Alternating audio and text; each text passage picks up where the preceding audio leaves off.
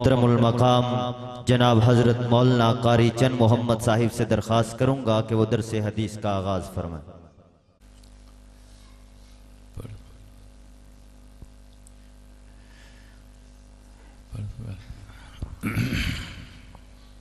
بسم اللہ الرحمن الرحیم اللہم صل علی محمد وعلی آل محمد كما صليت على إبراهيم وعلى آل إبراهيم إنك حميد مجيد اللهم بارك على محمد وعلى آل محمد كما باركت على إبراهيم وعلى آل إبراهيم إنك حميد مجيد باب قول الله ونزع الموازين القسط ليوم القيامة وأن أعمال بني آدم وقولهم يوزن وقال مجاهد القسطاس العدل بالرومية ويقال القسط مصدر المقسط وهو العادل وأما القاسط وهو الجائر وبه قال حدثنا أحمد بن أشقاب قال حدثنا محمد بن فزال عن عمارة بن القعقاع عن أبي زرعة عن أبي هريرة رضي الله تعالى عنه قال النبي صلى الله عليه وسلم كلمتان حبيبتان إلى الرحمن خفيفتان على اللسان ثقيلتان في الميزان سبحان الله وبحمده سبحان الله العظيم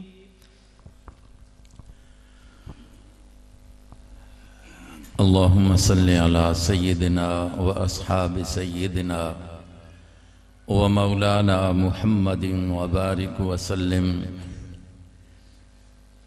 لا إله إلا أنت سبحانك إني كنت من الظالمين سبحانك لا علم لنا إلا ما علمتنا إنك أنت العليم الحكيم رب اشرح لي صدري ويسر لي أمري واحلل عقدة من لساني يفقه قولي رب زدني علما رب زدني علما رب زدني علما سبحان ربك رب العزة عما يصفون وسلام على المرسلين والحمد لله رب العالمين باب قول الله ونضع الموازين القسط ليوم القيامة صدق الله مولانا العظيم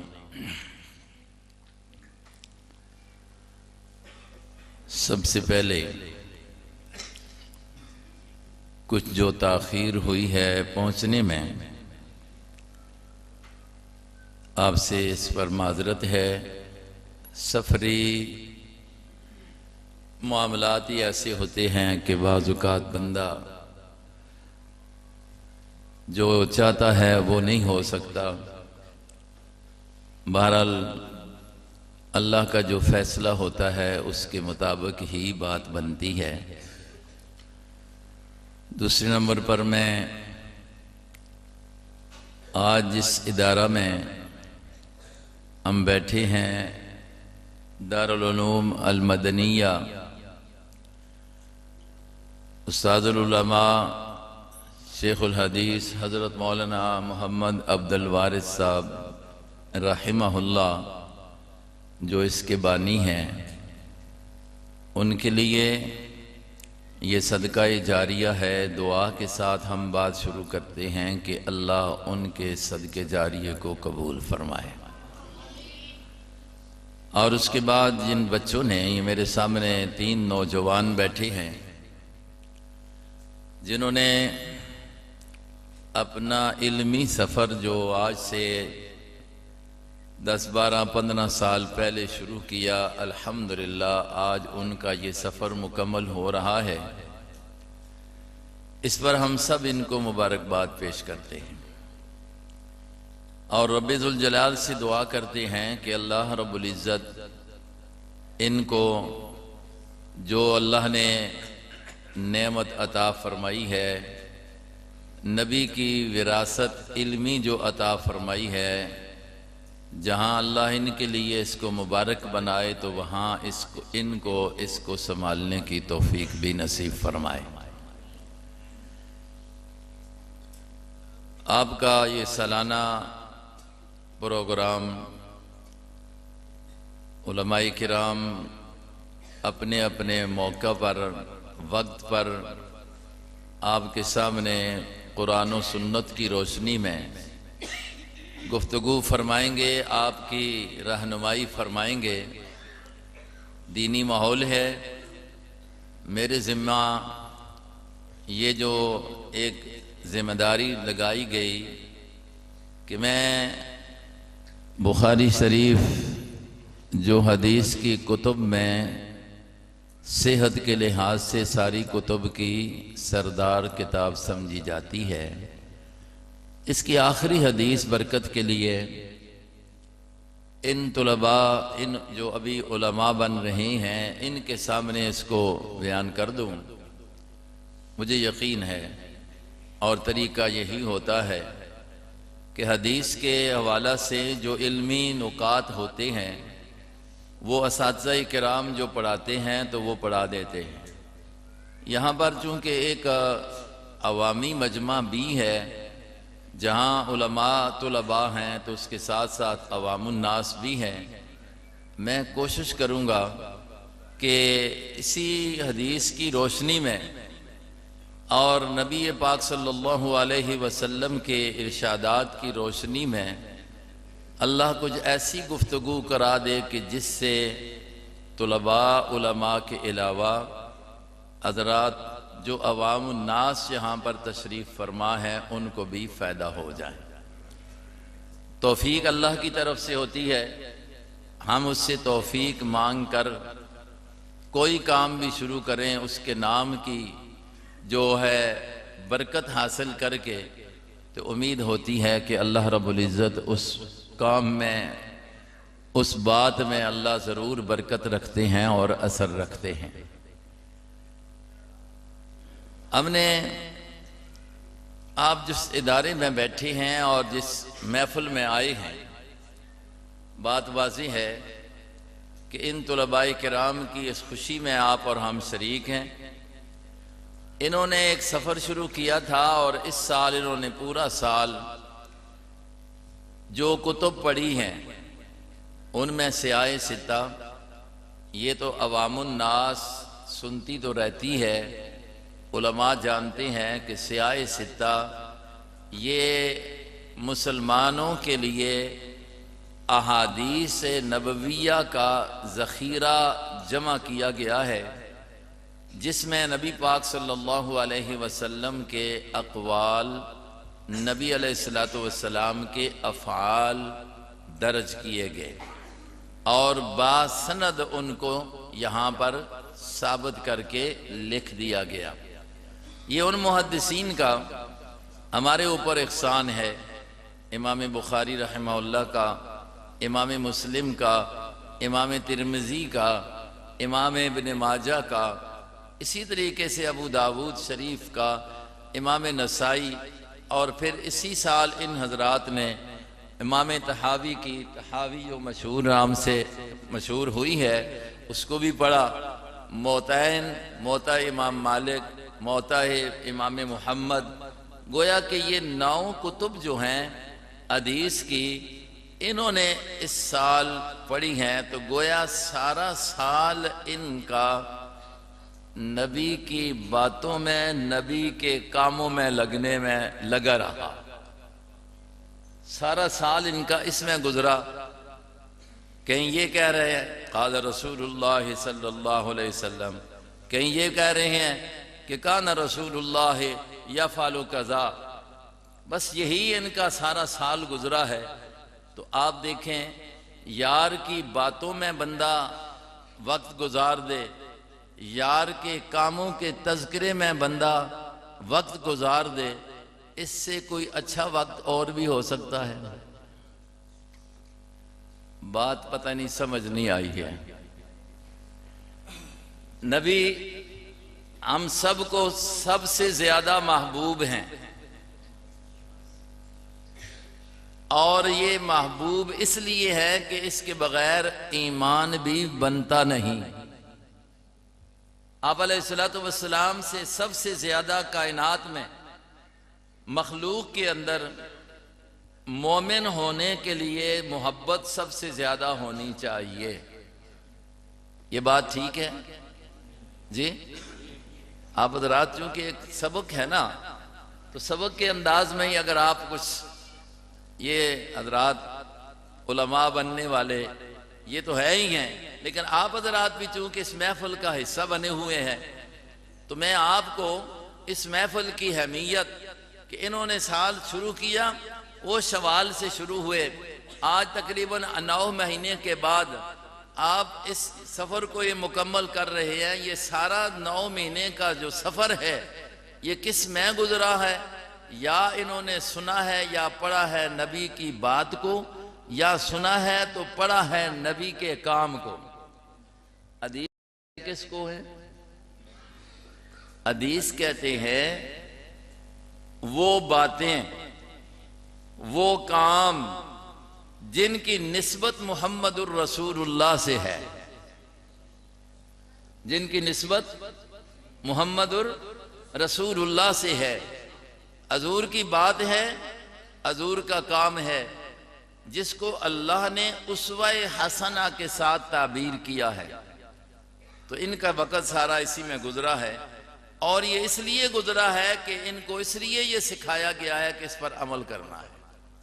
حضور نے جو فرمایا ہے اس پر عمل کرنا ہے، حضور نے جو کیا ہے آپ کی اس عمل کو سنت سمجھ کر اس کو اپنی زندگی میں لانا ہے۔ بس یہ ہوتا ہے حدیث کے پڑھنے کا، پڑھانے کا، امت تک پہنچانے کا مقصد۔ تو الحمدللہ انہوں نے یہ سیاہ ستہ اور اس کے ساتھ 3 دوسری کتب جن کا میں نے نام لیا ہے ان کو پڑھا ہے۔ یہ حدیث کی کتابیں سارا سال ان کا اسی میں گزرا ہے، لیکن ان کتابوں میں جتنی بھی حدیث کی کتابیں ہیں ان سب کتابوں میں اللہ رب العزت نے ایک یہ کتاب جو ہمارے سامنے کھلی ہے جس کو بخاری کے نام سے شہرت حاصل ہوئی ہے، اس کو باقی کتب پر صحت کے لحاظ سے سرداری حاصل ہے، اور اسی اعزاز کی وجہ سے مدارس دینیہ میں جہاں پر حدیث کے اسباق ہوتے ہیں وہاں جب سال کی افتتاحی تقریب ہوتی ہے تو تب بھی بخاری کے سبق سے، اور وہاں جب جس وقت اختتامی تقریب ہوتی ہے تو تب بھی بخاری کے سبق سے۔ حالانکہ دوسری بھی حدیث کی کتابیں ہوتی ہیں، شروع ہوتی ہیں، اختتام کو پہنچتی ہیں، لیکن یہ ایک اس کا اعزاز ہے جس کے بارے میں علماء نے ایک اتفاقی رائے قائم کر لی ہے۔ اس کی عظمت کو دیکھ کر اس کی صحت کا جو اہتمام کیا ہے کتاب والے نے، جس کو بخاری کہا جاتا ہے، امام بخاری محمد بن اسماعیل رحمہ اللہ، ان کا اخلاص، تقوی، زہد جو ہے اس کا یہ اثر ہے کہ اس کتاب کو دوسری کتب کے اوپر ایک فضیلت حاصل ہو گئی، ایک شرف حاصل ہو گیا، اور اس وجہ سے اسی کی ابتدا پر ایک پروگرام مرتب ہو جاتا ہے، انتہا پر بھی ایک پروگرام مرتب ہو جاتا ہے، علماء کو اکٹھا کر لیا جاتا ہے۔ تو اللہ نے یہ موقع ان کو بھی نصیب فرمایا کہ اس خوشی میں ہم بھی شامل ہو گئے، یہ اپنی اس بخاری کی انتہا تک پہنچے ہیں جو بخاری نے آج سے تقریباً 1250 سال پہلے لکھی تھی۔ 1250 سال پہلے لکھی تھی، اور اس پر ان کی کتنی محنت تھی۔ محنت ان کی اگر دیکھی جائے تو 6 لاکھ نبی کی حدیثوں سے انتخاب کر کے 7200 کچھ حدیثیں انہوں نے یہاں پر جمع کی۔ کتنی سے جی 6 لاکھ سے انتخاب کر کے، چناؤ کر کے، چن کر، جو اپنی اس میں لانے کے لیے شرائط جیسے کہ علماء جانتے ہیں، یہ اس کو ایک مجموعے کا شکل دے کر امت مسلمہ پر اتنا احسان کر دیا کہ یہ صحیح مجموعہ آج امت کے پاس ہے۔ کس کا؟ نبی کے افعال محفوظ ہیں، نبی کے اقوال محفوظ ہیں، اور صحیح سند کے ساتھ آپ اور میرے پاس موجود ہے۔ بخاری نے 16 سال کے عرصے میں یہ کام کیا ہے، اور پھر اہتمام کتنا کیا ہے علماء جانتے ہیں اس حدیث کا، اس نے کتنا ادب کیا ہے، کیونکہ یہ بات تھی نبی کی، تو نبی کا ادب ضروری ہے تو حدیث کا ادب بھی ضروری ہے۔ انہوں نے پھر اس کا کتنا اہتمام کیا، یہ آپ نے تاریخ میں پڑھا ہوگا، سنا ہوگا، سن لیں۔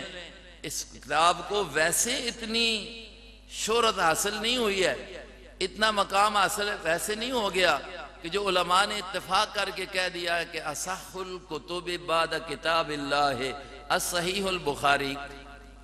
قرآن پاک کے بعد اگر زمین و آسمان کے اس درمیان میں اگر کوئی کتاب صحیح ہے تو وہ صحیح بخاری ہے۔ یہ علماء کی ایک رائے ہے اور تقریباً اتفاقی رائے ہے، تقریباً کیوں اس پر تھوڑی محنت نہیں ہوئی ہے، بات یاد رکھیں۔ امام بخاری جب اس کو لکھتے ہیں، لکھنے کے لیے بیٹھتے ہیں تو جگہ کا انتخاب کرتے ہیں خانہ کعبہ، اور وہاں سے شروع کرتے ہیں باب کیف بدء الوحی الی رسول اللہ صلی اللہ علیہ وسلم۔ یہ ابتدا ہے کہ وحی کا ذکر کرتے ہیں، کیونکہ وحی کی ابتدا آنے میں ہوئی تو کہاں سے ہوئی؟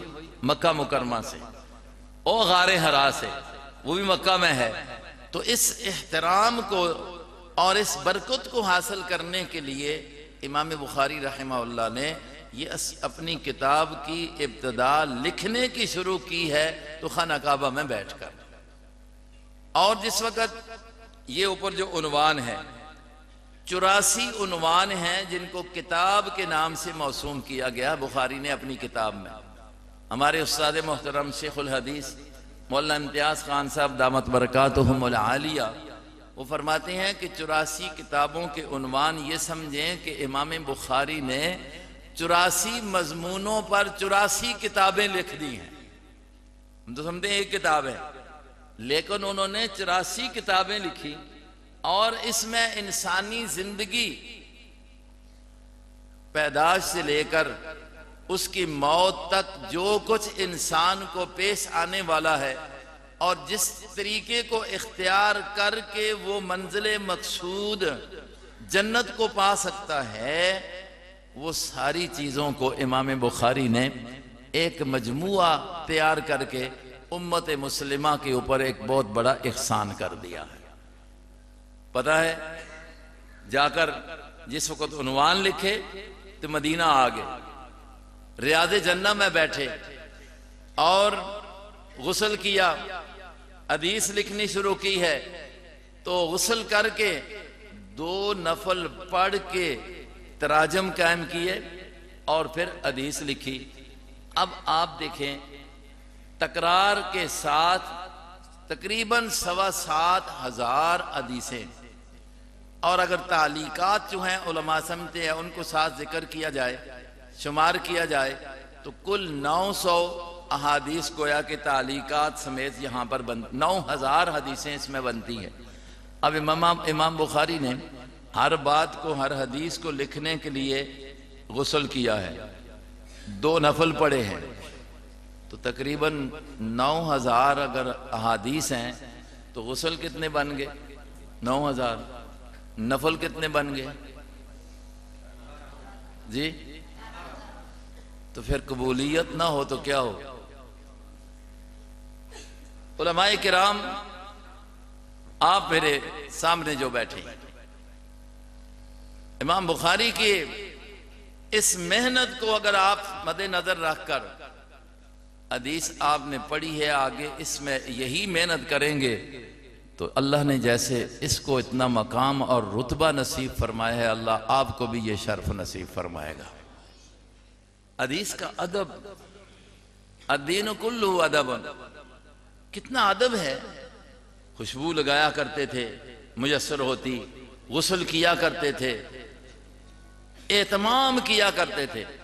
کیوں کہ باب شروع میں قائم کر کے بتا دیا دنیا کو کہ بھائی جو ہم کام کر رہے ہیں کس پر کر رہے ہیں؟ وہی خداوندی پر کر رہے ہیں، وہی اس لیے ابتدا کی ہے بابو کیف کان بدء الوحی الی رسول اللہ صلی اللہ علیہ وسلم، کتاب یہاں سے شروع ہو رہی ہے اور انتہا آ کر اس حدیث پر ہو رہی ہے، اس باب پر ہو رہی ہے۔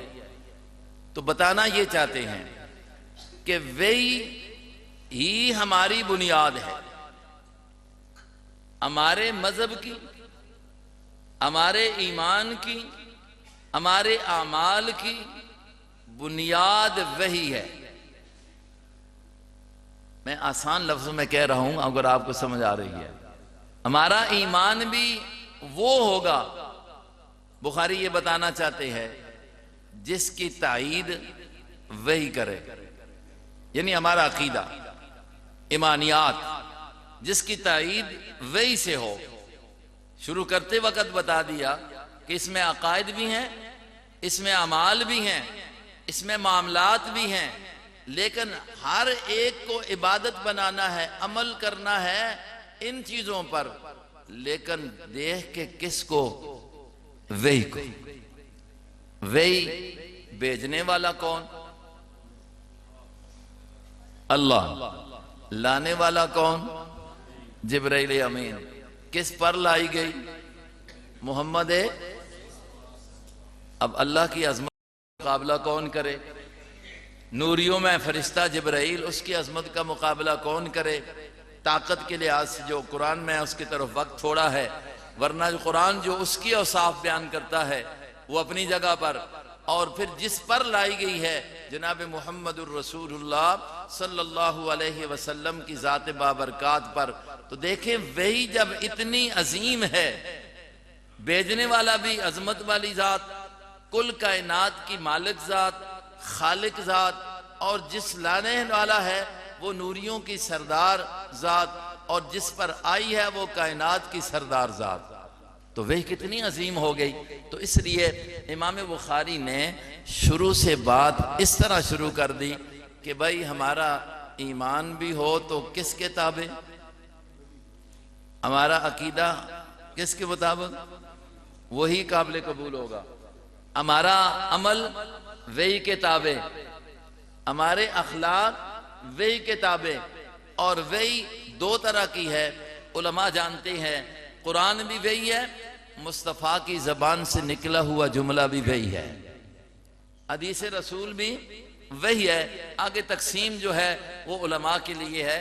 بہرحال عوام الناس اتنی بات سمجھیں، کچھ لوگ حدیث رسول کے لیے مختلف قسم کے شبہات پیدا کرتے ہیں، لیکن یاد رکھ لیں قرآن بھی وہی ہے اور مصطفیٰ کی زبان سے نکلی ہوئی بات بھی وہی ہے۔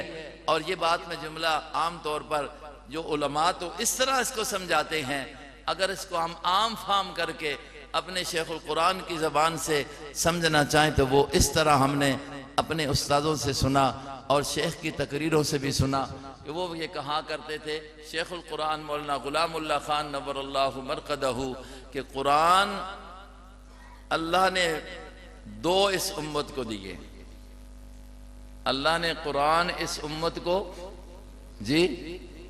دو دیے ہیں۔ اب آپ حیران ہوں گے کہ دو قرآن انہوں نے بنا لی۔ فرمایا کرتے تھے ایک قرآن تو یہ ہے، یہ کتابی شکل میں ہمارے سامنے، ہمارے گھروں میں، مسجدوں میں، دنیا کے کونے کونوں میں، اور ایک قرآن وہ ہے جو محمد کی صورت میں، کبھی بدر میں، کبھی احد میں، کبھی تبوک میں، کبھی مسجد نبوی کے مصلی پر، کبھی منبر پر، اور کبھی جہاد میں، کبھی گھر میں اور کبھی میدان میں۔ یہ بھی قرآن ہے، یعنی قرآن کی تفسیر ہے، قرآن کی تشریح ہے۔ تو حدیث رسول بھی وہی ہے، اس لیے جیسے قرآن پر ایمان لانا ضروری ہے تو حدیث رسول پر بھی ایمان لانا ضروری ہے۔ تو ہمارا عمل ہو وہی کے مطابق، وہ قبول ہوگا۔ اور پھر امام بخاری رحمہ اللہ نے جو ان کا اپنا مقام ہے، جو ان کا اپنا علمی لحاظ سے ان کی شہرت تو ہے ہی ہے، لیکن اگر ان کا زہد اور تقوی دیکھا جائے تو ایک ہی واقعہ میں آپ کو سامنے رکھتا ہوں کہ اللہ نے ان کو کتنا تقوی اور احتیاط عطا فرمائی تھی۔ ویسے ہی تو اتنا اچھا کام نہیں ہو گیا۔ انسان کے لیے دنیا میں رہ کر تقوی سے بڑی کوئی صفت اور نہیں ہے جو اس کو مل جائے، اور اسی پر جنت کے لیے اللہ نے اسی پر مدار رکھا ہے۔ ایک واقعہ لکھا ہے امام بخاری کا کہ امام بخاری رحمہ اللہ چونکہ خود تاجر تھے، آپ تجارت نہیں کر سکتے تھے، مزاربت جو شرعی طریقہ ہے اس کے مطابق ہوتا تھا۔ ایک موقع پر ایک شخص پر مال بیچا اور اس نے رقم جو دینی تھی اس میں وہ ٹال مٹول کرنے لگ گیا اور انکار کرنے لگ گیا۔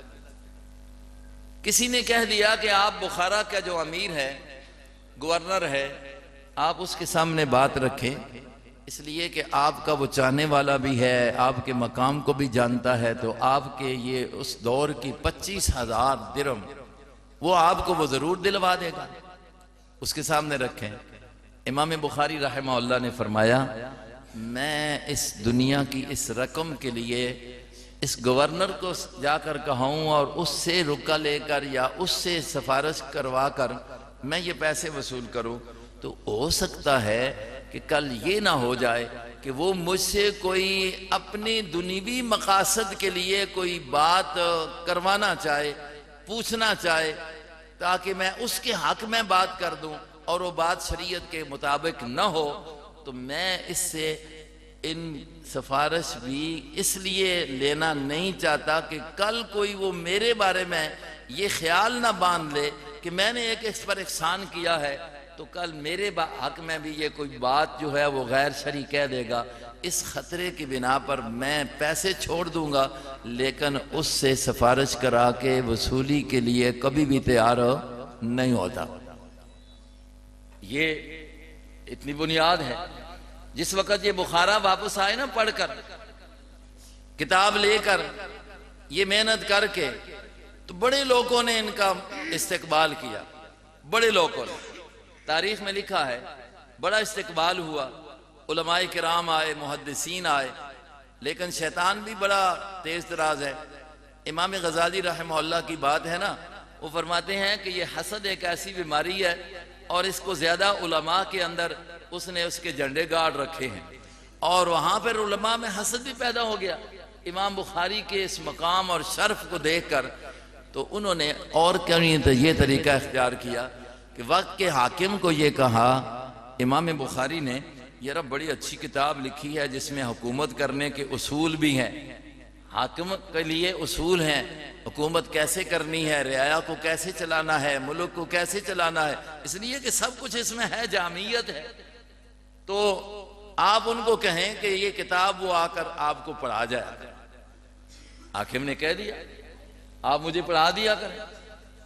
امام بخاری نے کہا میں یہ نہیں کر سکتا، ہاں یہ ہے میرا درس جو ہوتا ہے اپنی جگہ پر، اپنے مدرسے میں، اپنی مسجد میں، اپنی جگہ پر، وہاں بھی آپ اور شریک ہو جائیں تو میں اس کے لیے تیار ہوں، آپ کے لیے بھی وہی پڑھا دیں گے۔ وہ وقت کا حاکم ہے، وقت کا امیر ہے، گورنر ہے۔ اس نے کہا اگر یہ آپ نہیں کر سکتے تو اس طرح کریں کہ میرے بچوں کو آ کر پڑھا دیا کریں۔ آج کل جیسے کہتے ہیں نا ٹریڈیشن، میرے بچوں کو آ کر پڑھا دیا کریں۔ حضرت امام بخاری رحمہ اللہ نے کہا میں نہیں آ سکتا، اتنا میرے پاس وقت نہیں ہے، میں آپ کے پاس آؤں، آپ کے پاس ٹائم نہ ہو، آپ کے بچوں کے پاس ٹائم نہ ہو، اس طرح علم کی توہین ہے۔ آپ کہیں کہ آج وقت نہیں ہے، آج بیمار ہیں، میں وہ علم دینے کے لیے آپ کے گھر جاؤں، آپ کی مقام پر جاؤں، بچوں کے لیے یا آپ کے لیے، تو اس کی توہین ہے۔ اگر آپ کی ضرورت ہے تو آپ علم کے لیے یہاں آ جایا کریں۔ اس نے کہا پھر اس طرح کر لیجئے میرے بچوں کے لیے نشست علیحدہ ہو جائے، علیحدہ نشست ہو جائے۔ ان غرباء اور ان دوسرے عوام الناس ہیں، ان کے بچوں کے ساتھ میرے بچے بیٹھیں، یہ مجھے گوارا نہیں ہے۔ بڑے لوگوں کا یہی ذہن ہوتا ہے نا کہ ہمارے لیے کچھ مخصوص جگہ ہوں، جیسے کہ نبوی دور میں کچھ لوگوں نے یہ کہا تھا کہ ہم آپ کی محفل میں آنا چاہتے ہیں، محفل کرنا چاہتے ہیں، کچھ سننا چاہتے ہیں، لیکن یہ غرباء جو ہے نہ ہوا کرے۔ تو اللہ نے قانون بنا دیا کہ آقا ایسے نہیں کرنا، یہی چاہنے والے ہیں یہ عبداللہ ابن مکتوم جیسا نابینا بھی اگر آپ کے پاس آ رہا ہے تو مخلص یہی ہے، ان بڑوں کی ضرورت نہیں ہے، یہ ویسے دنیا میں لگے ہوئے ہیں۔ تو وہاں بھی امام بخاری رحمہ اللہ نے کہا کہ یہ بھی نہیں ہو سکتا۔ اب دیکھیں کتنی احتیاط کی ہے علم کے ادب میں، دین کے ادب میں، کہ اس کو میں تیرے پاس لے کر آؤں، تو کیوں نہ اس کے پاس آئے، چونکہ یہ علم دین غریب امیر سب کے لیے برابر ہے، یہ سب کے لیے برابر ہے۔ یہ نہیں ہے کہ امیر کے لیے ہے اور غریب کے لیے نہیں ہے، وہ تو یہ دنیا کا جو نظام ہے اس میں ہے کہ یہ اعلیٰ تعلیم ہے تو اس سکول میں وہی پڑھ سکتا ہے جس کے پاس لاکھوں کی تعداد میں مالیت ہو، اور یہ ہے تو یہ ہے۔ غریبوں کے لیے جو آج کل سرکاری سکول ہیں وہی رہ گئے، وہ تو ادھر نظام ہے۔ دینی تعلیم کے لیے یہ کوئی تفریق نہیں ہے۔ آپ کا یہ ادارہ ہے الحمدللہ جامعہ مدنیہ، تو اس میں کوئی تفریق نہیں ہے کہ کوئی غریب کا بچہ آئے، کسی قوم سے تعلق ہو، کسی نسل سے تعلق ہو، کسی علاقے کے ساتھ تعلق ہو، کسی ملک کے ساتھ تعلق ہو، وقت کا بادشاہ کا بیٹا ہو یا ایک غریب ذمہ دار کا بیٹا ہو، جو اس وقت کے بادشاہ کے بیٹے کو بخاری پڑھائی جائے گی تو وہی ایک غریب کے بیٹے کو بھی بخاری پڑھائی جائے گی۔ اس میں تفریق نہیں ہے، اس میں تو انصاف ہے، عدل ہے۔ دنیا ہمیں سبق دیتی ہے کہ تم عدل و انصاف کرو، حقوق کا خیال کرو۔ یہاں پر انسانیت میں اللہ رب العزت نے جب سب انسانوں کو ایک بنایا اور اکرم اور عزت والا اس کو قرار دیا جس میں صفت تقوی موجود ہو، تو تعلیم دین جو ہے یہ برابری کو چاہتی ہے، سب کے لیے برابر ہے۔ الحمدللہ تو امام بخاری رحمہ اللہ نے اس پر اس کے پاس پڑھنا پڑھانا کرنے کے لیے اپنے آپ کو پیش نہ کیا، دنیا کی وہ ساری چیزیں اس کی طرف سے سہولیات ٹھکرا دی۔ آخر یہ بھی ہوا ہے کہ اس کو پھر اسی امیر نے بخارا سے نکالا۔ امام بخاری رحمہ اللہ کی پھر اسی سفر میں سمرقند کے قریب جو ہے وہ وفات ہوئی ہے، سمرقند کے قریب سفر میں جا کر وفات ہوئی ہے۔ بخارا سے نکال دیا تھا لیکن انہوں نے علم کی توہین نہیں ہونے دی۔ یہ بخاری کا ایک کارنامہ ہے ان کے اس تقوی اور زہد کی وجہ سے الحمدللہ اس کو اتنی شہرت حاصل ہوئی، اور سبق شروع سے شروع کر کے وحی کا ذکر کر کے دنیا کے سامنے یہ حدیث لا دی، انما الاعمال بالنیات۔ انما الاعمال، یہ کتاب میں نے لکھی ہے، اس پر عمل ہونا ہے چونکہ یہ نبی کے احکام بتائے ہوئے ہیں، ان پر عمل کرنا ہے، لیکن عمل میں جان پیدا تب ہوگی جب نیت صحیح ہوگی۔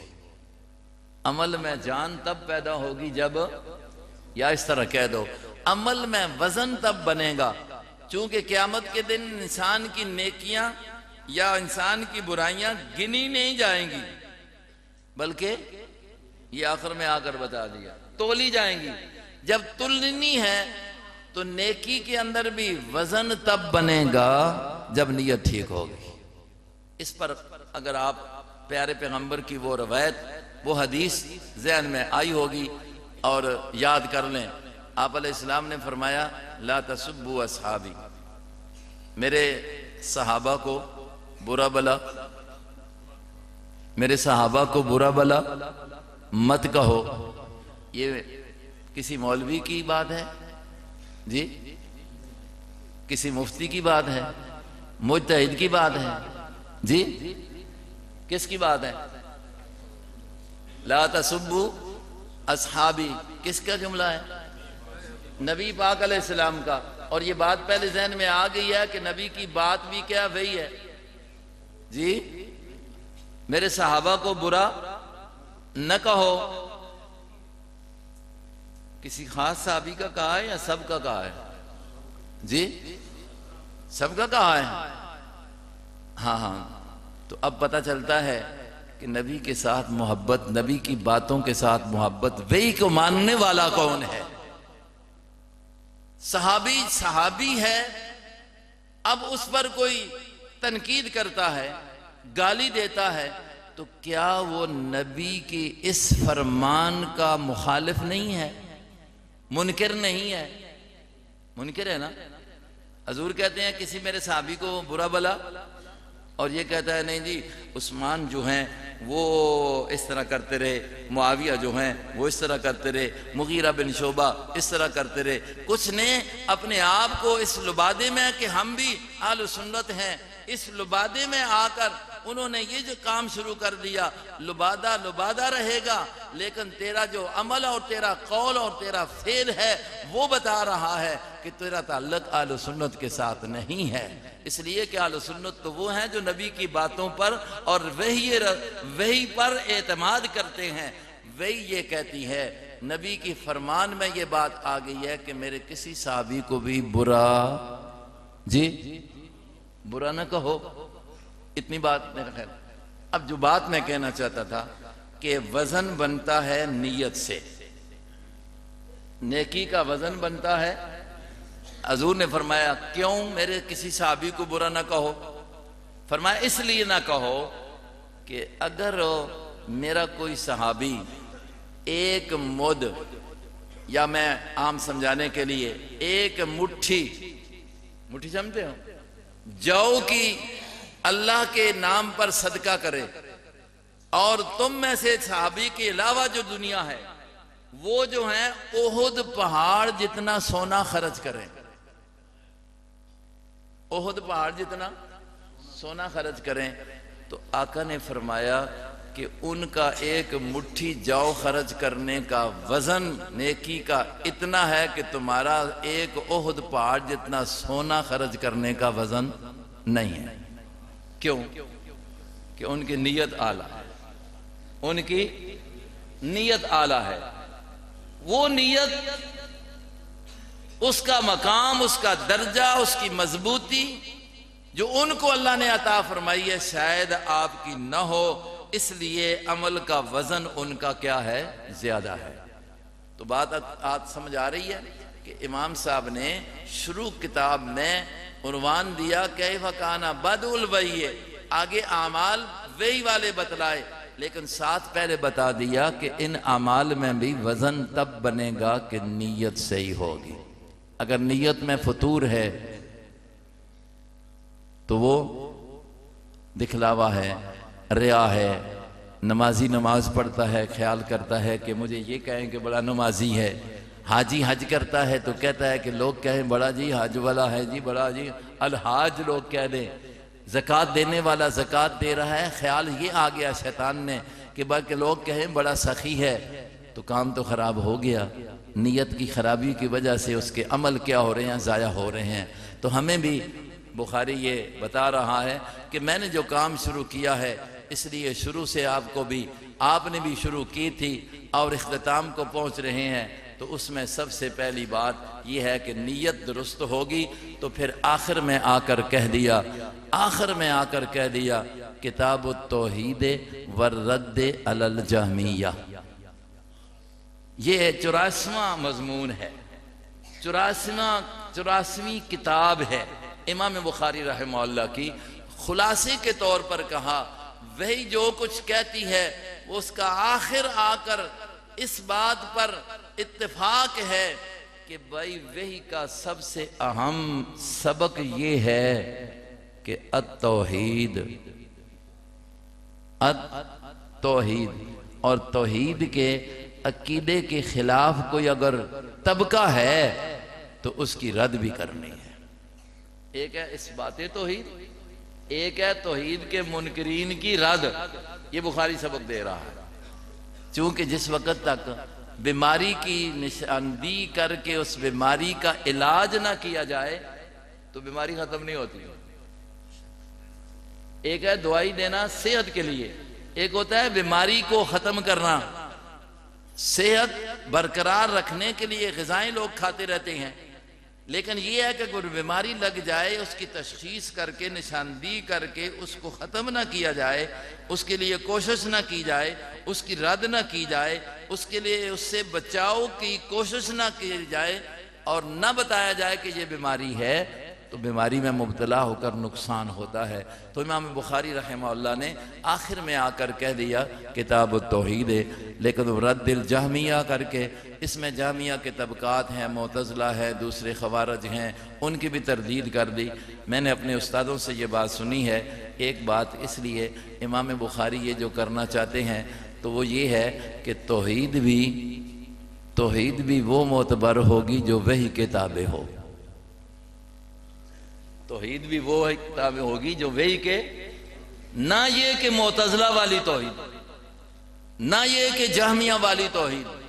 اس لیے اس عنوان میں آ کر کتاب التوحید والرد علی الجہمیہ، حضرات علماء میرے سامنے بیٹھے ہیں، انہوں نے ضرور اپنے اساتذہ سے اس کے آگے جتنے بھی ابواب ہے اس کو پڑھ لیا ہوگا، لیکن اتنی بات ذہن میں کہ بھئی توحید بھی اس کے بغیر ایمان نہیں، اس کے بغیر نجات نہیں، لیکن وہ توحید جو وہی کتابیں ہو، جو وہی بتائے۔ اب وہی میں قرآن آئے، وہی میں مصطفیٰ کا فرمان آئے، اس کے مطابق ہو، نہ یہ کہ عقل کے ذریعے، جیسے کہ معتزلہ نے بھی اپنے آپ کو وہ بہت اہل توحید کہا کرتے تھے، لیکن وہ عقلیات کو لے کر وہی سے ذرا ہٹ کے جس بنا پر ان کو اہل سنت والجماعت سے علیحدہ کر دیا گیا، خارج کر دیا گیا۔ تو اللہ نے امام بخاری سے یہ کام لیا، یہ ان کی محنت تھی۔ آج امت کے پاس یہ اتنا بڑا ذخیرہ ہے۔ میرے بھائیوں، اس حدیث کو محفوظ کرنے کے لیے حضرات صحابہ نے محفوظ کرنے کا، حفاظت کا ذمہ تو اللہ نے لیا ہے، جیسے وہی مطلوب کا ذمہ اللہ کے ذمہ ہے، وہی یہ غیر مطلوب کی ذمہ داری بھی حفاظت کی اللہ نے کرنی ہے، اور کروانی کس سے ہے؟ اس امت سے۔ وہ طریقے مختلف ہیں، یہ مدارس بھی اسی کا حصہ ہے، یہ طلباء، یہ علماء اسی کا حصہ ہے۔ حضرات صحابہ نے حدیث کو کیسے محفوظ کیا؟ صحابہ اکرام نے حدیث کو محفوظ کیا ہے 3 طریقوں سے۔ نمبر 1، زبانی یاد کر کے، سینوں کے ذریعے۔ نمبر 2، لکھ کر، کتابت حدیث ہوئی ہے دور صحابہ میں۔ نمبر 3، جو سب سے بڑا اہم طریقہ ہے حدیث رسول کو محفوظ کرنے کا جو صحابہ نے اختیار کیا ہے، حدیث رسول پر عمل کر کے۔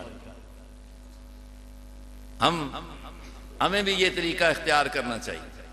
حدیث کی حفاظت کرنی ہے، یاد کریں، لکھیں اور عمل کریں۔ بس یہ اگر ہو جائے نا تو یہ صفات صحابہ میں سے ہے۔ اس انداز سے حدیث کی حفاظت ہوئی ہے۔ پر میں کئی واقعات کے عملی طور پر انہوں نے حدیثوں کو، کئی وہ حدیثیں حضرات کبار صحابہ بیان کرتے ہیں، ہم بخاری میں پڑھتے پڑھاتے ہیں، مسلم میں، ترمذی میں، دوسری کتب میں، کہ جو ہمارے مجتہدین کہتے ہیں کہ یہ ان پر عمل نہیں ہے، نبی کی خصوصیات میں سے ہے، یا یہ ہے کہ یہ کسی دور میں ان پر عمل رہا ہے، بعد میں اس کو چھوڑ دیا گیا، چونکہ اسلام تدریجاً ایمانیات کو تدریجاً دنیا میں لایا گیا، اسلام کی تعلیم تدریجاً آئی ہے، تو اس طریقے سے کچھ ابتدا میں کچھ طریقہ اور رہا، بعد میں اس کے اندر تھوڑی سی حالات کے مطابق اللہ نے، نبی نے تبدیلی بتا دی، جو بتائی ہے وہ سامنے موجود ہے، لیکن اس کو بھی صحابہ اکرام بعض اوقات عمل میں لا کر دنیا کے سامنے پیش کر دیتے ہیں۔ حضرات محدثین لکھتے ہیں اس پر عمل حضور نے فلاں عمل پر صحابہ نے اس لیے کر دیا کہ تاکہ یہ حدیث عملی طور پر پچھلے آنے والے صحابہ چھوٹے جو ہیں ان کے ذہنوں میں آ جائے اور یہ محفوظ ہو جائے، عمل کر کے محفوظ کیا ہے۔ تو ہمیں بھی حدیث کو یاد بھی کرنا چاہیے، حدیث کو لکھنا بھی چاہیے، اور حدیث پر عمل بھی کرنا چاہیے۔ اگر آپ نے زندگی میں جو یہ حدیثیں پڑھی ہیں علماء کرام، آپ نے عمل کیا، دنیا کو اس پر بتایا کہ یہ میرے نبی کا یہ عمل ہے، یہ نبی کی سنت ہے، دیکھیں اللہ آپ کی زندگی میں برکتیں دیں گے اور علم میں بھی برکت آئے گی۔ آپ علیہ السلام کی اس حدیث کا مصداق بنیں گے ہی تب، جیسے آپ نے فرمایا نظر اللہ امرأن سمع مقالتی، اللہ اس آدمی کو سر سبز رکھے، خوش رکھے، تر و تازہ رکھے، جو میری بات کو سنے اور پھر اس کو یاد کرے، فَأَوْعَى وَأَدَّى، پھر اس کو آگے پہنچا دے، اللہ اس کو تر و تازہ رکھے، خوش رکھے۔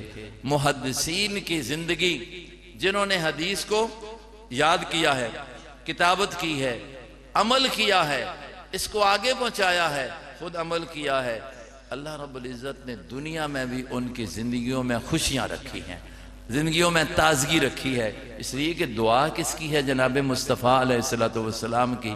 تو اگر آپ نے بھی اسی کو اختیار کیا تو یقیناً آپ انشاءاللہ اسی طرح آپ کی یہ دنیا کی زندگی بھی تر و تازہ رہے گی، سرسبز و شاداب رہے گی، اور اچھائی آپ کو نصیب ہوگی۔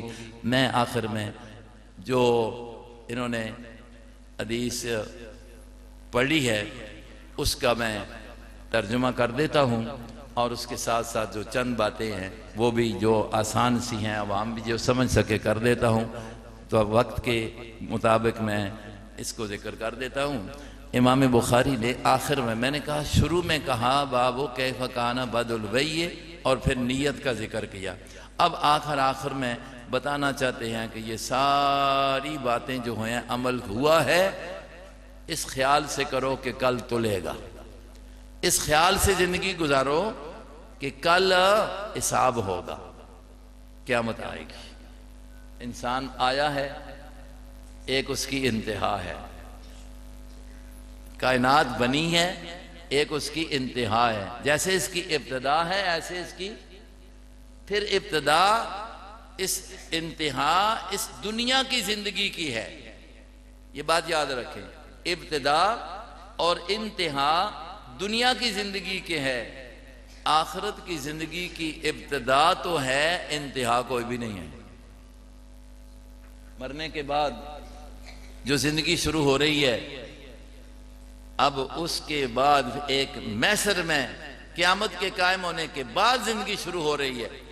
یہ قبر والی زندگی یا برزخ والی زندگی بھی، اس کی بھی ابتدا ہوئی ہے اور انتہا ہے، لیکن جب قیامت قائم ہو جائے گی تو وہ زندگی جو شروع ہوگی پھر اس کی کوئی انتہا نہیں ہے، وہ ہمیشہ کے لیے ہے۔ تو یہاں پر ہم آئے ہیں، ابتدا ہوئی تھی، پیدا ہوئے تھے، بچے تھے، اب اس جوانی کو پہنچائے ہیں۔ یہ کائنات بنی تھی، ابتدا تھی، ایک وقت آئے گا کہ یہ سارا کچھ کیا ہو جائے گا، ختم ہو جائے گا، اور اس میں حساب و کتاب ہوگا۔ بخاری رحمہ اللہ بھی کہہ رہے ہیں میں نے بھی ابتدا کی تھی ایک کام کی، آج انتہا ہو رہی ہے، اور اس کے لیے بتا رہے ہیں کہ بھائی اب انتہا ہے اعمال کی، تو اعمال تلیں گے، ہم نے کوشش کرنی ہے کہ جب تلیں تو وزن بن جائے۔ وزن بنے گا، میں وہ کلمات بتاتا ہوں نبی کے کہ جن کو نبی نے کہہ دیا کہ یہ کل تیرے ترازو کو بھارا کر دیں گے۔ یہ آخر میں آ کر یہ ترغیب دے دی ہے کہ ان کلمات کو بھی اپنی زندگی میں پڑھنے کے لیے اپنے زندگی کا حصہ بنا لو، تاکہ کل ترازو میں یہ وزن بن جائے۔ اور یہ ثابت کیا کہ کل ترازو لگیں گے، قیامت کے دن ترازو، اور کیا تلیں گے یہ بتا رہے ہیں۔ کہتے ہیں بابو قول اللہ وَنَضَعُ الْمَوَازِينَ الْقِسْطَ لِيَوْمِ الْقِيَامَةِ، قرآن کی آیت ہے۔ اللہ فرماتے ہیں قیامت کے دن ہم ترازو رکھیں گے انصاف کے، ترازو رکھیں گے انصاف کے، وہاں انصاف ہوگا، یقینی بات ہے۔ اور تلے گا کیا؟ فرمایا وَأَنَّ أَعْمَالَ بَنِي آدَمَ وَقَوْلَهُمْ يُوزَنْ، انسانوں کے، بنی آدم کے عمل اور ان کی باتوں کو تولا جائے گا۔ ترازو کون لگائے گا؟ جی اللہ۔ تلیں گے کیا؟ میرے اور آپ کے عمل، میری اور آپ کی زبان سے نکلی ہوئی بات، یہ بھی کیا ہوگی؟ تلے گی۔ اور آج کل تل رہا ہے، ہمارے جو پیمانے بنائے نا اسے تل رہا ہے، وہ ایک علیحدہ بات ہے، علماء کو پڑھائی ہوگی کہ یہ کیسے تلیں گے۔ بھائی تولنے والا اللہ ہے، بنانے والا ترازو اللہ ہے، تو کیسے تلے گا؟ وہ تول لے گا۔ ہمیں یہ یقین کرنا چاہیے کہ اللہ تولے گا۔ بہرحال وہ توجیحات ساری آج سائنس نے ان کی تائید کر دی ہے۔ آگے دیکھیں، قال مجاہد القسطاس یا القسطاس العدل بالرومیہ، کہتے ہیں امام بخاری کی ایک عادت ہے، طریقہ کار ہے، علماء کے لیے نہیں، یہ علماء نے پڑھا ہوا ہے، میں پھر دہرا دیتا ہوں کہ جو اپنے کتاب میں مسئلہ لاتے ہیں، اس کو ترجمۃ الباب کہتے ہیں، اس میں کوئی قرآنی آیت جب ذکر کرتے ہیں تو اس مادے کی، یعنی وہی جو لفظ ہوتے ہیں جس سے وہ لفظ کوئی بنا ہوتا ہے، ایک ہی لفظ جو مادہ ہوتا ہے، اس کے الفاظ آگے مختلف شکلوں میں جب آتے ہیں تو امام بخاری ان سب کو لا کر ان کا معنی بتلا دیتے ہیں۔ تو یہاں قرآنی آیت میں لفظ آیا القسط، موٹا قاف سین طا، تو اب قرآن میں دوسری جگہ آیا القسطاس، تو امام بخاری بتاتے ہیں چونکہ اس میں بھی لفظ وہی ہیں، مادہ وہی ہے، تو قسطاس کا کیا معنی ہے؟ تو کہتے ہیں ہمارے امام، ہمارے محدث نے، حضرت عبداللہ ابن عباس کے اس شاگرد نے، مجاہد نے، جو بہت بڑا مفسر ہے، اس نے کہا ہے کہ القسطاس یا القسطاس العدل، اس کا انصاف معنی ہے رومی زبان میں۔ اب قرآن میں آ گیا رومی زبان، تو علماء نے اس کی توجیحات کی ہیں۔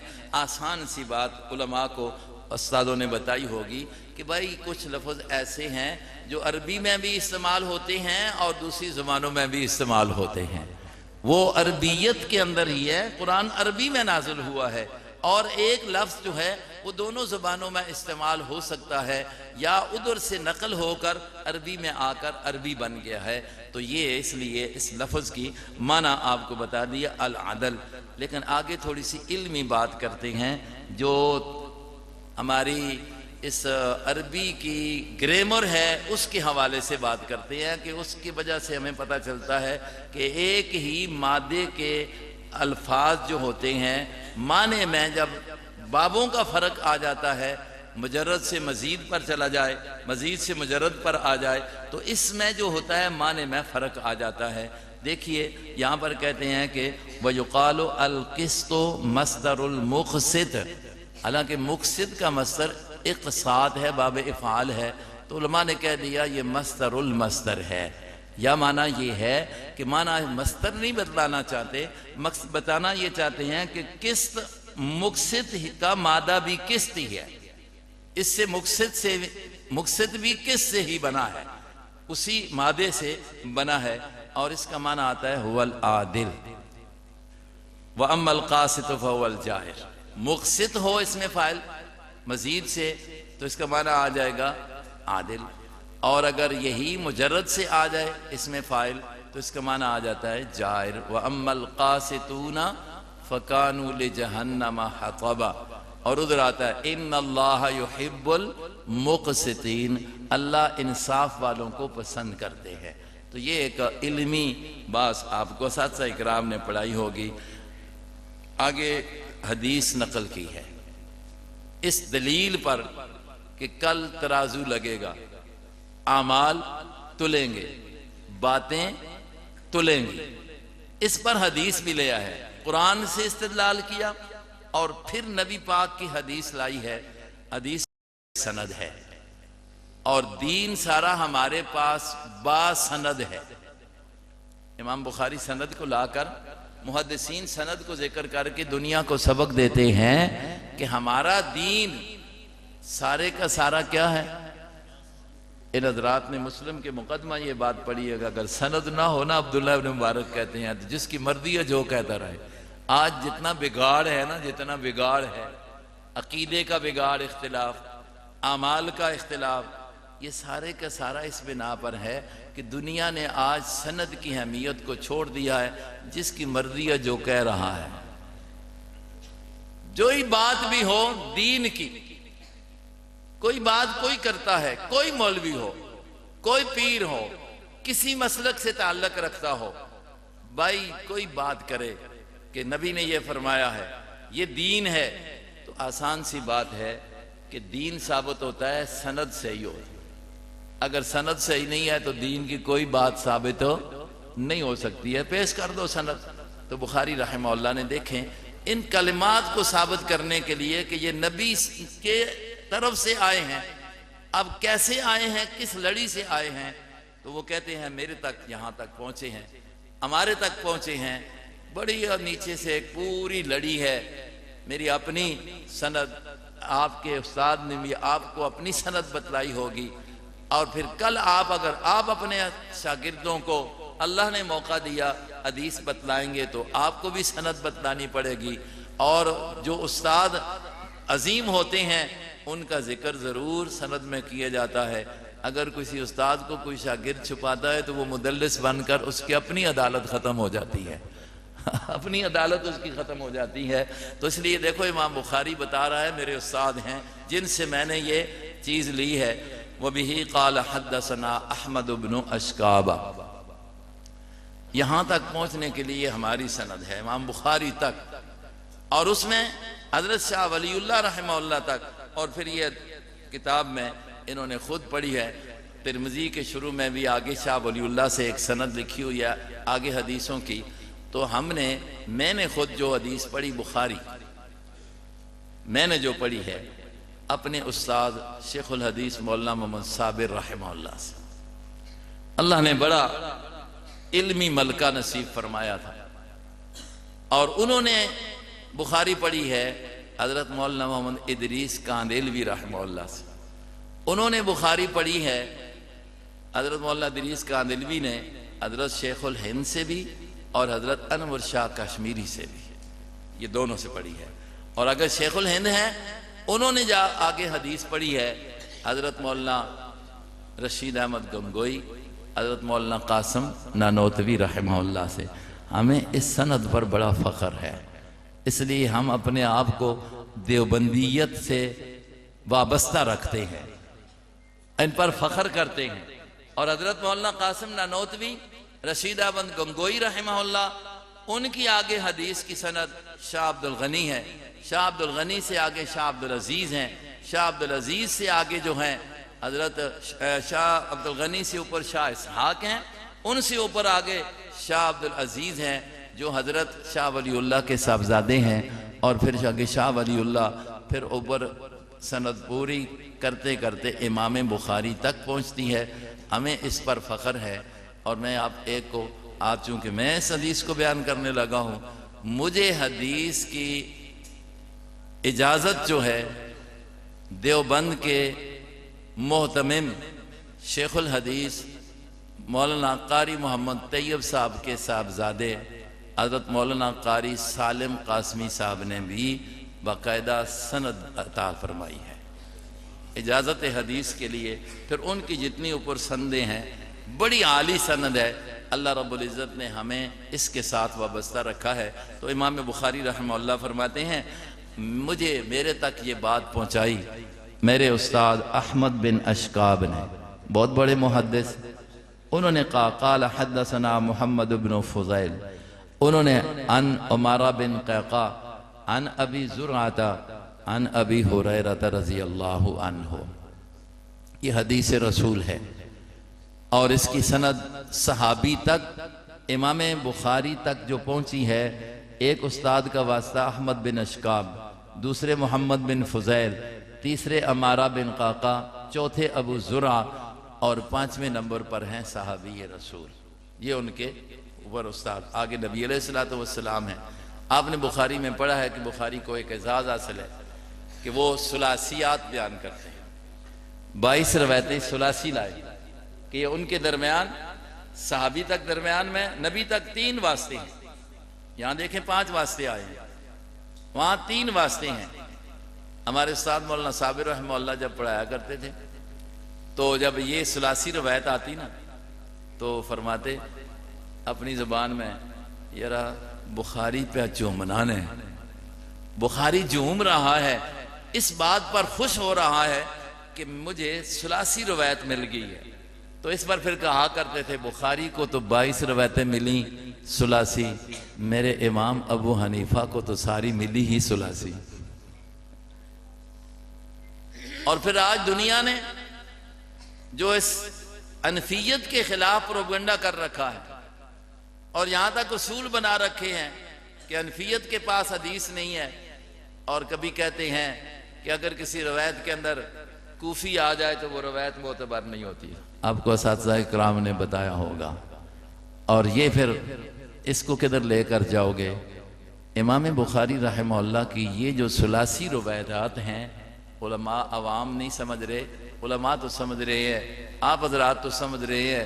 22 میں سے 11 روایتیں وہ ہیں بخاری کے اندر جو امام بخاری مکی بن ابراہیم رحمہ اللہ سے نقل کرتے ہیں. یعنی امام بخاری کے استاد مکی بن ابراہیم ہیں، اور مکی بن ابراہیم ابو حنیفہ کے شاگرد ہیں. 22 روایتوں میں یہ 11 ثلاثی روایتیں جو ہیں یہ امام ابو حنیفہ کے شاگرد مکی بن ابراہیم سے امام بخاری کیا کرتے ہیں؟ نقل کرتے ہیں. تو کس طریقے سے حنفیت پر آپ کو اعتبار نہیں ہے؟ بھائی اصل حدیث کو سمجھا ہے، حدیث پر عمل ہے، اور حدیث سے مسائل کا اخذ کیا ہے، تو یہ اعزاز اگر سب سے بڑا اس امت میں حاصل ہوا، جہاں اور مجتہدین کو تو سب سے بڑا اعزاز ملا ہے الحمدللہ حضرت امام ابو حنیفہ رحمہ اللہ کو، اور وہ ان حدیثوں کو لیتے ہیں. آگے بات آئی ہے صحابی کی، ابو ہریرہ کی.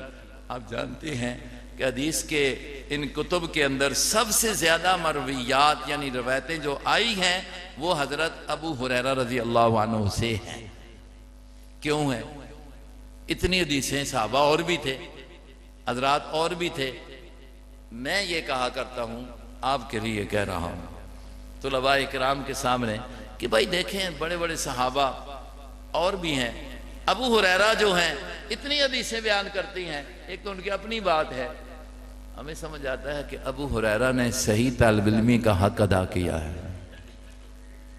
صحیح طالب علمی کا حق ادا کیا ہے. جس جہد اور مشقت سے انہوں نے علم حاصل کیا ہے. کیا یہ حدیث میں نہیں آیا کہ ابو ہریرہ رضی اللہ عنہ کہتے ہیں بھوک کی وجہ سے، ہم طالب علم بھوک کی وجہ سے، کچھ لوگ آیا کرتے تھے اور آ کر مسجد کے اندر کھجور کے خوشے لٹکا دیا کرتے تھے، ہماری وہی غذا ہوا کرتی تھی. لیکن یہ بھی موقع آیا ہے کہ ایک موقع پر میں طاقت باقی نہیں تھی، کھانے کے لیے کچھ میسر نہیں تھا، لیکن میں نے مدرسے کو نہیں چھوڑا، میں نے نبی کے دامن کو نہیں چھوڑا، میں نے تو نبی پاک علیہ السلام سے حدیثیں سننے کو نہیں چھوڑا. میرے مہاجر بھائی جو ہیں وہ کاروبار میں ہوتے تھے، میرے انصار بھائی ذمہ دارے میں ہوتے تھے، میں ہی تو وہ ہوں کہ بھوک کی وجہ سے گر بھی جاتا تھا، اوپر آنے والے علاج کے طور پر میرے گردن پر پاؤں بھی رکھ لیا کرتے تھے، لیکن پھر بھی میں نے کبھی نبی کے دامن کو نہیں چھوڑا، مدرسے کو نہیں چھوڑا.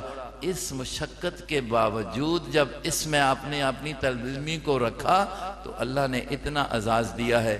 ہمارے قاری سید الرحمن صاحب بڑے شیخ الحدیث، نام آپ نے سنا ہوگا، جو پنجاب کے وزیر بھی رہے ہیں، جامعہ اسلامیہ راولپنڈی میں ان کے والد بڑے عالم تھے. وہ یہ فرمایا کرتے تھے کہ یہ جو لوگ ہیں نا، یہ صحابہ کرام رضوان اللہ علیہم اجمعین، یہ ان کی محنت اور مشقت جو انہوں نے برداشت کی ہے، جس وجہ سے آج ہمارے پاس دین کا یہ پورا نقشہ موجود ہے، یہ ان کی محنت ہے. آج اگر ان سے اعتبار اٹھا لیا جائے، صحابی سے اعتبار اٹھا لیا جائے، تو پھر حدیث پر اعتبار رہے گا؟ حدیثیں تو کون بیان کر رہا ہے؟ نبی کو بات کرتے ہوئے کس نے دیکھا؟ صحابہ نے. نبی کو نماز پڑھتے کس نے دیکھا؟ صحابہ نے. نبی کو کھاتے ہوئے کس نے دیکھا؟ صحابہ نے. سو کر اٹھتے ہوئے سوتے ہوئے کس نے دیکھا؟ صحابہ. اور حدیث کی اتنی شوق تھی صحابہ اکرام کو، نبی کی بات سننے کی، محفوظ کرنے کی اتنی شوق تھی.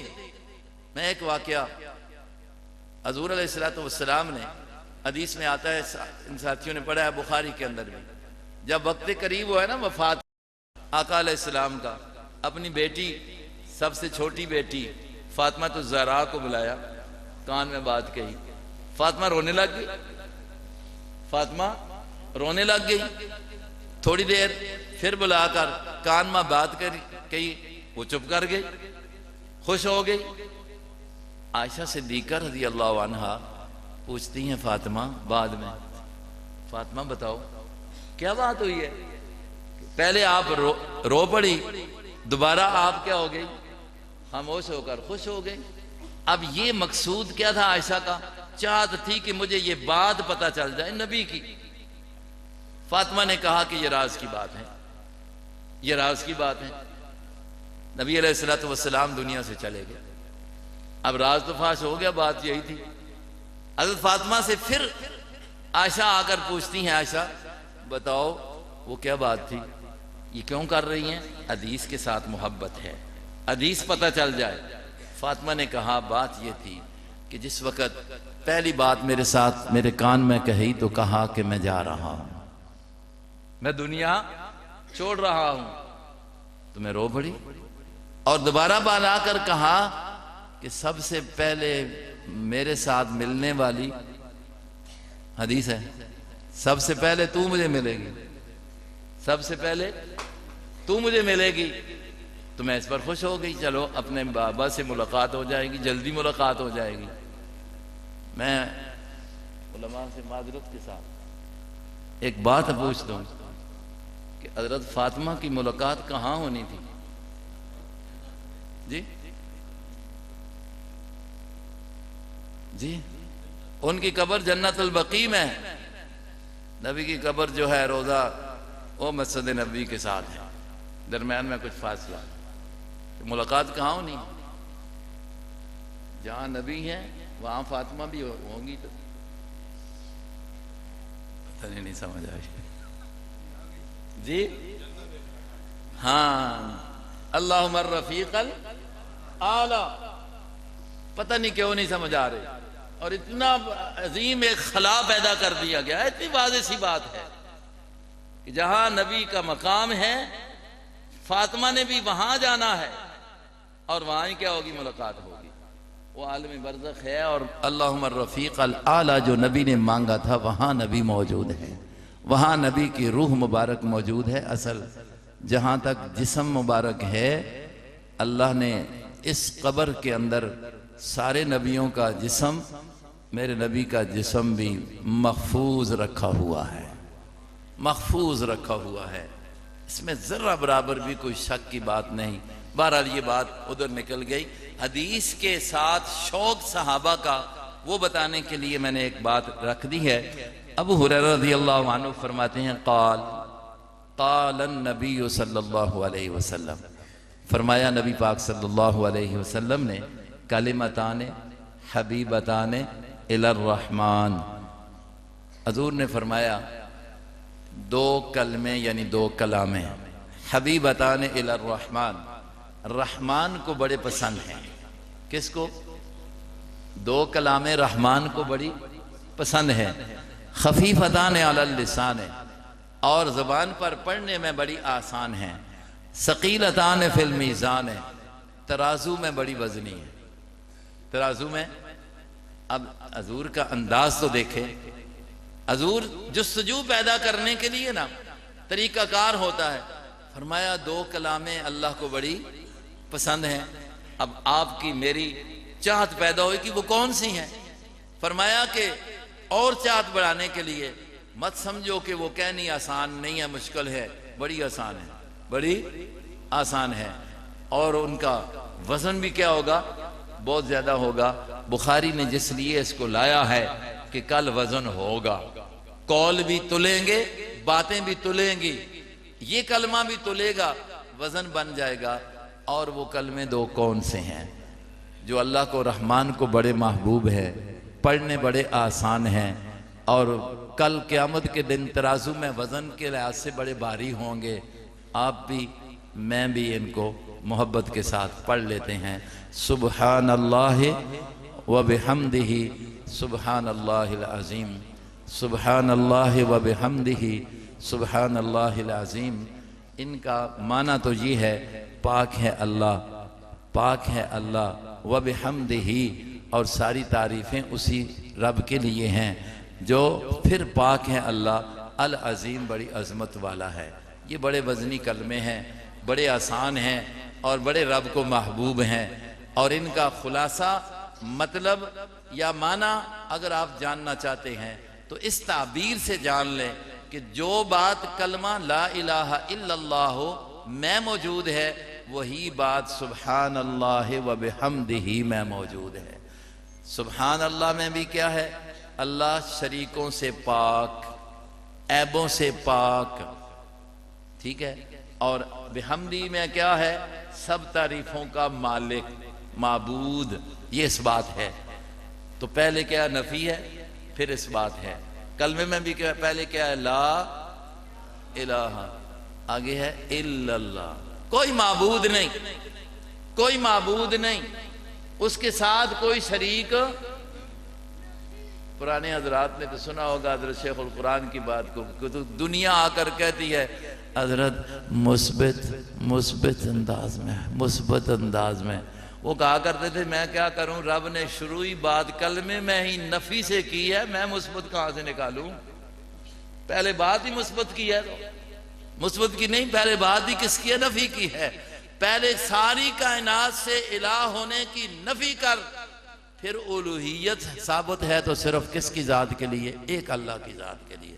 تو یہاں بھی کیا کہا؟ سبحان اللہ، سبحان اللہ عما یشرکون، سبحان اللہ عما یصفون، اللہ ہر شریک سے پاک ہے۔ جو کافر لوگ، مشرک لوگ اللہ کا شریک بتاتے ہیں صفات میں، علم غیب میں، حاضر ناظر ہونے میں، مختار کل ہونے میں، جو شریک بتلاتے ہیں، اس کی نفی کرو کہ سبحان اللہ، سبحان اللہ، وہ اللہ پاک ہے، کوئی اس کا شریک نہیں ہے۔ ہاں وَبِحَمْدِهِ، عام معنی مفسرین کہ اللہ کی ساری تعریفیں اس کے لیے ہیں، ساری تعریفوں کا مالک ہے۔ اور مولانا الوانی رحمہ اللہ کا حضرت کا جو جملہ ہے وَبِحَمْدِهِ الحمدللہ، معنی یہ کرتے ہیں تمام صفات کارسازیہ کا مالک صرف کیا ہے؟ اللہ ہے۔ تمام صفات کارسازیہ اسی کے ساتھ لائق ہیں، ان میں کوئی شریک نہیں ہے۔ اور امام بخاری نے اس کو آخر میں لا کر ایک شکریہ ادا کیا، شکر ادا کیا، مالک اس کام کی تو نے توفیق دی ہے، اب تکمیل ہو رہی ہے، تو الحمدللہ۔ ہمیں بھی اس پر شکر ادا کرنا چاہیے۔ اللہ تو نے یہ علم کا جو حصہ ہمیں نصیب فرمایا ہے، اس پر الحمدللہ۔ مجلس کا اختتام ہے، اس کے لیے یہ کلمات ہیں، یہ ایک قسم کا کفارہ ہے، سارے کلمات اس میں آگے ہیں۔ حضرات علماء، آپ اب فارغ ہو رہے ہیں، ہمیں اساتذہ نے کہا تھا، ہمیں اپنے اساتذہ نے بتایا کہ آپ فارغ ہو رہے ہیں، فارغ التحصیل ہو رہے ہیں، مت سمجھیں کہ ہم عالم بن گئے ہیں، مت سمجھے کہ ہم عالم بن گئے ہیں۔ عالم بننے کا ڈھنگ آپ کو بتا دیا ہے مدرسہ والوں نے، علماء کرام نے 12-13 سال کے سفر میں عالم بننے کا ڈھنگ آپ کو بتلا دیا ہے۔ اب علم آپ کو آئے گا آپ کے مطالعہ سے، علم آپ کو آئے گا۔ اب آپ آگے جس وقت محنت کریں گے، ایک بات ذہن میں رکھیں، محنت نہ چھوڑیں۔ نمبر 2، کسی سے پوچھنا مت اس میں اپنے لیے عیب سمجھیں۔ جب آپ اپنے آپ کو عالم سمجھیں گے نا، پھر آگے علم کی طرف نہیں جائیں گے، تبخر اور اس کے اندر مضبوطی نہیں حاصل ہوگی۔ اور اس میں اگر آپ شرم کریں گے کہ میں کسی سے کیوں پوچھوں، میں نے تو دستار باندھ لی ہے، مدرسے والوں نے میری دستار بندی کر دی ہے، فارغ التحصیل تو میں ہو گیا ہوں نا، اب کسی سے کیوں پوچھوں؟ تو یہی جہالت میں جہالت ہی رہے گی۔ اب آپ محدثین میں، آپ اپنے اساتذہ سے مزید جو ہے ربط میں رہیں گے، تو انشاءاللہ آپ کو علمی جو فوائد ہیں وہ حاصل ہوں گے۔ جو کچھ سیکھا ہے اس کو اپنی عملی زندگی میں آپ لے آئیں گے، انشاءاللہ اللہ برکات دے گا، اور علم میں بھی برکت نصیب ہوگی، علم میں بھی اضافہ ہوگا۔ اللہ تبارک و تعالی ہم سب کو علم حدیث، علم قرآن جو ہے اس کو حاصل کر کے اس پر پورا عمل نصیب فرمائے۔ میں آخر میں پھر اہل مدرسہ کو اور تمام منتظمین کو، خصوصاً حضرت مولانا شبیر عثمانی صاحب اور ان کے رفقا، ان کو مبارکباد پیش کرتا ہوں، اور اس کے ساتھ ساتھ ان حضرات علماء کرام کو جو آخر میں یہ حدیث پڑھ رہے ہیں، ان کو بھی مبارکباد پیش کرتا ہوں، دعا کرتا ہوں کہ اللہ رب العزت ان کو یہ بہت بڑی جو دولت نصیب ہوئی ہے، اللہ اس کو سنبھالنے کی توفیق نصیب فرمائے۔ وما علینا الا البلاغ۔